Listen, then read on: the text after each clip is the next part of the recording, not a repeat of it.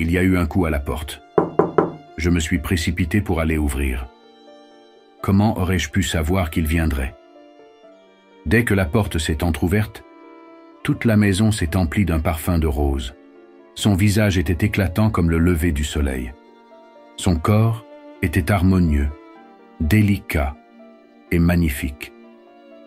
Ses cils étaient longs. La distinction entre le noir et le blanc de ses yeux était nette. Sa barbe était pleine et dense. Ses sourcils étaient arqués et séparés. Le matin semblait avoir pris sa lumière de ses yeux. La nuit semblait avoir emprunté son obscurité à ses cheveux. Tout ce qui était beau sur terre semblait se mesurer à sa beauté. Il était impossible de définir la beauté sans le prendre comme référence. Même sans parler, il était compréhensible, et quand il parlait, il attirait toute l'attention. On souhaitait qu'il continue à parler pour pouvoir l'écouter encore et encore. Mais malgré cela, je ne pouvais pas le regarder en face. Je ne me sentais pas prêt à affronter son regard. Comment aurais-je pu savoir qu'un prophète viendrait frapper à ma porte? J'ai imaginé un instant qu'il entrait, et j'ai sursauté, car ma maison était en désordre. Ma maison n'était pas appropriée pour qu'un prophète y entre. J'ai couru vers le salon, mais il était impossible de remettre en ordre une vie désordonnée en quelques minutes. J'ai éteint toutes les séries que je regardais sans me soucier des contenus interdits. Pour qu'il soit satisfait, devrais-je étendre un tapis de prière dans le salon? Ou devrais-je placer le Coran en haut de la bibliothèque? Je ne savais pas. Attendez un peu, ô messager d'Allah. Ma maison n'est pas du tout prête, pour que vous la voyiez.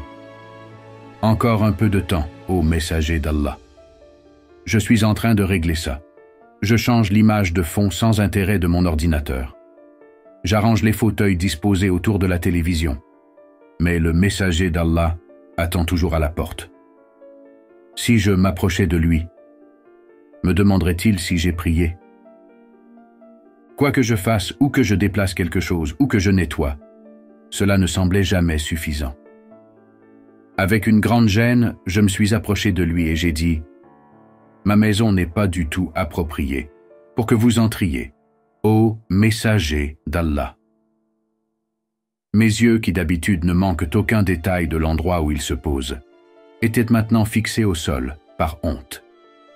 Ma langue, qui pèse chaque gramme de sucre et de sel dans ce que je bois, était desséchée par la soif. Il a commencé à marcher rapidement, et je l'ai suivi, tête baissée. La honte de ma maison semblait s'amplifier, alors que nous traversions des rues imprégnées d'interdits. Sur notre chemin se trouvait le café de mon meilleur ami.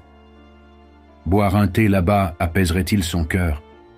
Mais mon ami avait un langage vulgaire. Que ferais-je s'il parlait de manière grossière en sa présence? Nous avons continué à marcher. Je ne pouvais emmener le messager d'Allah auprès d'aucun de mes amis. Nous n'avions jamais parlé de lui ensemble. Que ferais-je s'ils ne reconnaissaient pas le messager d'Allah, dont je ne leur avais jamais parlé? Nous avons continué à marcher. Je n'ai pu lui montrer aucun endroit où s'asseoir en chemin. Que pouvais-je dire?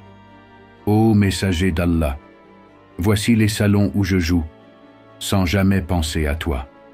Ô messager d'Allah, voici les rues où je m'amuse sans jamais évoquer ton nom.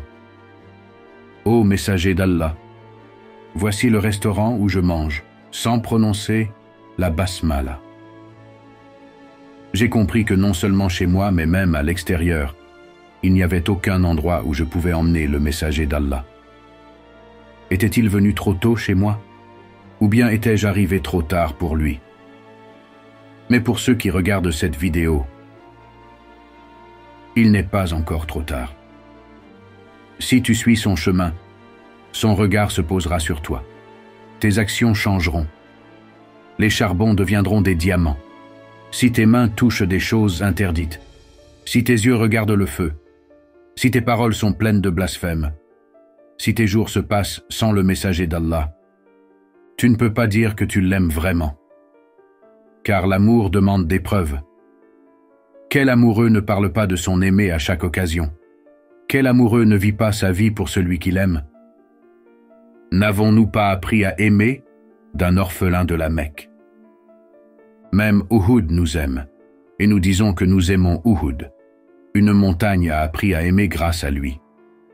Que nous est-il arrivé? Notre cœur est-il devenu plus dur qu'une montagne? Un amoureux n'aime-t-il pas aussi ce que son aimé aime? Si toi, qui regardes cette vidéo, ne nous comprends pas, que ferons-nous? Verrons-nous toujours les Youssef uniquement dans les livres? Les Mariam resteront-elles toujours dans les récits? Les Moussab seront-ils toujours recherchés au VIe siècle? Ne dois-tu pas montrer que ce n'est pas ainsi? Il y a une réponse à toutes vos questions. Rejoignez notre communauté pour explorer ensemble la beauté de l'islam. Abonnez-vous et activez les notifications pour être inspiré par des contenus enrichissants. Merci de faire partie de notre voyage spirituel.